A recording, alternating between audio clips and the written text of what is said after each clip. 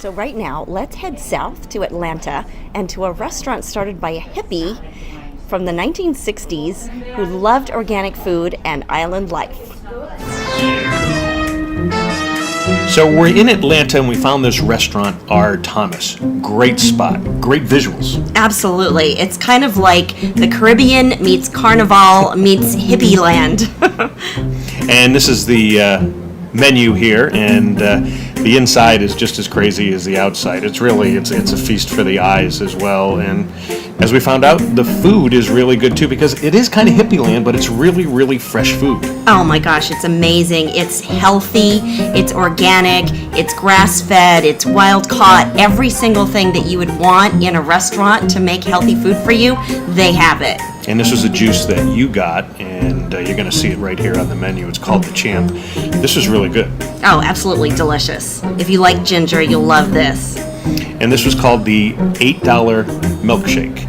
It does have cocoa in it, so you get a little bit of that chocolate taste, but really it had a nice earthy feel to it, so you felt like you were really drinking something healthy. Oh, you did. It had the dark chocolate flavor, and as you can see, it's raw cacao. That's actually what gives it the chocolate flavor. And this was a ahi tuna salad.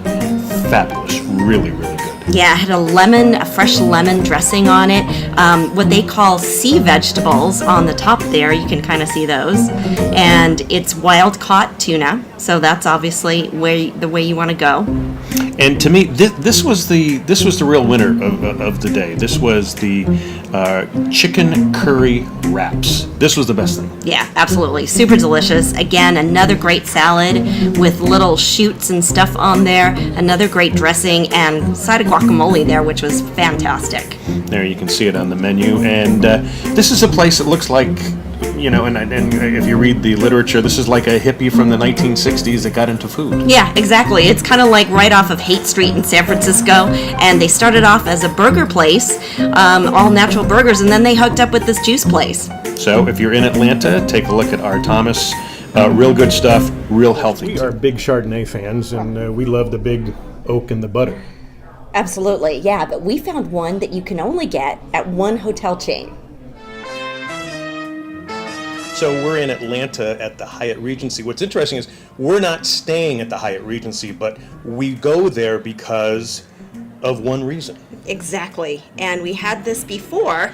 Here it is, the Canvas Chardonnay. Now this is a Chardonnay, actually a wine, because they do have Merlot and Cab as well, that is made specifically for the Hyatt. You can only get it at the Hyatt or online at canvaswines.com. And it was done by the Mondavi family. Exactly, yeah. Michael Mondavi, who is one of the sons, he actually left and he started Canvas as his own brand and winery. And we were in Cleveland at a Hyatt, and this is where we discovered it, and we were like, wow, this is a great one. In fact, you and I said that this could be in our top 10 of Chardonnays. Yeah, most definitely. It's beautiful. It really goes almost with any food. We had it with a spicy nacho. We had it with some meat and cheese. And we also had it with a steak stew and a salad. It kind of went with everything. Yeah, it's got a little bit of a buttery taste and got some citrus in it. But yeah, it was absolutely lovely. And we tasted a flavor of apple in it too, which we enjoyed a lot. So there you have it, the Canvas Chardonnay. You can only get it at the Hyatts, but you can get it online. You can actually have it mailed to your house if you really would like some. All right, so the Canvas wine is great. So, but so yummy. What is it about it? Because I remember as a kid, this is a Mondavi wine, and when I was a kid, it was kind of like the cheap table wine. It's changed. Yeah, oh, absolutely. Well, I'm sure a lot of people are thinking that way, but Mondavi Winery actually produces a lot of high-end wines, middle wines, and lower-end wines. So there's something for everyone in there for your pocketbook. And really, the Canvas wine that we had is from Michael Mondavi, who he loves art, so that's why he called it Canvas. And he's created this wine just for Hyatt, which is what's so cool about it. But Mondavi Wineries actually produce one of the top wines in the world, critically acclaimed, called Opus. So, they do a lot of other things other than just what you're known for as cheap table wine. Yeah, and we have been known to stop in at a Hyatt just to get a glass of Canvas. Oh, absolutely, it's for that sure. Good. It is that good. So seriously. We spent time in Atlanta, a great food town with lots of amazing restaurants, food, and cuisine. And we happened upon a sushi restaurant. And the sushi restaurant actually kind of lets you experiment with sushi in a different way. So we're in Atlanta at the Pacific Rim Bistro. A lot of Asian food, certainly a lot of sushi, which we enjoyed, but a good place we could highly recommend. Absolutely, yeah. Great service, nice selection of wine that went well with the sushi. And here you're seeing some of what we got. They actually have a brown rice selection as well. So we chose that just to see what it would be like. So we got it with our nigiri, and we also got some beautiful salmon sashimi. And here you see our rolls, a crispy salmon skin with the brown rice. And then we also got a yellowtail with scallions and brown rice. Yeah, don't know if I'm sold on the brown rice. I think I like the white rice better, even though the brown rice would be more healthy for us. Yes, no, and I absolutely agree. And here's the Chardonnay we had. Very good. You might have seen this at your local Trader Joe's possibly, and I liked it. Yeah, it actually had a nice little apple or citrus taste in it, and you're right, it did really go well with the sushi. Let's delve in a little bit more into sushi here, because one of the things that we had learned about sushi etiquette is that you can actually pick up the rolls with your fingers. You don't need the chopsticks. Correct. If it's a roll, you are supposed to eat it with your fingers and dip it with your fingers. Now here is an example of what not to do. When you go to dip your fish with the rice, you actually want to just dip the fish, and you don't want to get the soy sauce wasabi mixture on your rice, but you need to do it in a very nice way, and this is a little bit what you're not supposed to do. Oh geez, pick it up with your hands, will you? And here is the exact opposite. This is what you are supposed to do. Just dip the fish. So you gave us both sides. Correct. That was very nice. The sashimi here, the salmon, was delightful. It was really good. Had a nice oily taste to it, which I like, which makes me think that we're very, very healthy. This is a roll called Enter the Dragon, and this was recommended to us by the waiter. I thought it was good.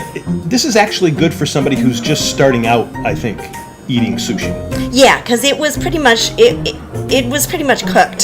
So let's just say that. So everything in it was cooked. It was very good though. Nice sriracha on the top. You know, I'm still not certain if I like the brown rice. To be honest with you, I think I like it traditional. I like the white rice. What do you think? Well, as healthy as brown rice is, and we all know it is, than white rice, I have to go with traditional. I like traditional sushi. White rice done traditional way. With the fish, it's amazing. So we are in Montgomery, Alabama, visiting Scott and Zelda. This is the Fitzgerald Museum, and it is a fun trip, especially if you love 20th century American literature. We only had about 30 minutes to view the museum. They were about to close for the day. The staff was very accommodating and very friendly, making sure that we saw what we could in such a short period of time. The museum is actually a house that is in a neighborhood in Montgomery. This is the house where Scott and Zelda lived for only a short period of time after moving back from Paris. And there's a bit of sadness here since this was the last house that they lived in as a family. And it does have a sad energy, and I think it's because it was around the time that Zelda's mental illness was beginning to exhibit itself. At the same time, the Depression had just begun. Those days of Paris in the Roaring '20s were just a hazy memory. They also left many friends like Ernest Hemingway there, so they stayed here from October 1931 until April of 1932, so really only about 6 months.